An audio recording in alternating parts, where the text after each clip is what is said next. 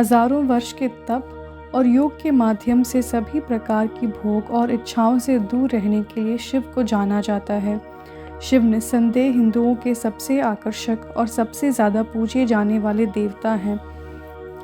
शिव को अक्सर बाघ की खाल पर बैठे हुए उनकी तीसरी आंख से ध्यान करते हुए चित्रित किया गया है। वे अपने गले में नाग और सिर पर अर्धचंद्र धारण करते हैं और उनकी जटाओं से पवित्र गंगा बहती है। वे एक हाथ में त्रिशूल और दूसरे हाथ में डमरू धारण करते हैं। शिव पुराण के विशेश्वर संहिता के अनुसार भगवान शंकर अस्त्र शस्त्रों के ज्ञाता हैं। जैसा आप सभी जानते हैं कि भगवान शंकर को त्रिगुणातीत के रूप में जाना जाता है। इनके अंदर सृष्टि के तीनों गुण रज, तम और सत समाहित हैं, जिसे हम त्रिशूल के नाम से जानते हैं। शिव पुराण में यह भी बताया गया है कि डमरू ब्रह्म का स्वरूप है जो दूर से विस्तृत नजर आता है। सृष्टि के संतुलन के लिए भगवान इसको अपने साथ रखते हैं। लेकिन शिव अपने गले में सांप को क्यों लपेटे रहते हैं? समुद्र मंथन इसलिए किया गया था कि उसमें से जो अमृत निकलेगा उसको पीने के बाद देवता अमर हो जाएंगे और उनकी महिमा बनी रहेगी।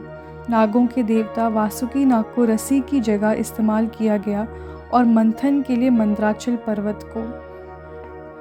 असुर वासुकी नाग के सिर की तरफ तथा देवता उनकी पूंछ की तरफ थे। दोनों ने मिलकर मंथन किया, जिसमें से 14 रत्न निकले और एक हलाहल विष भी निकला जो पूरी सृष्टि को तबाह कर सकता था। इस विष को देखकर असुर और देवता दोनों भयभीत हो गए और अपनी सहायता के लिए भगवान शिव के पास गए। अपनी करुणा और आत्म बलिदान के लिए प्रख्यात भगवान शिव उस हलाहल विष को पी गए, जिससे पूरी सृष्टि विनाश से बच सके। विष इतना प्रबल था कि शिव का कंठ नीला हो गया। यह सुनकर पार्वती उनकी रक्षा के लिए आई और महाविद्या के माध्यम से उनके कंठ को दबा दिया, जिससे विष शरीर तक ना पहुंच पाए। लेकिन वे हमेशा के लिए उनका कंठ नहीं दबा सकती थी। उस समय वासुकी ने खुद को समर्पण किया और भगवान शंकर के गले में लिपट गए ताकि विष पूरे शरीर में ना फैले। इसके बाद भगवान शंकर का नाम नीलकंठ पड़ा।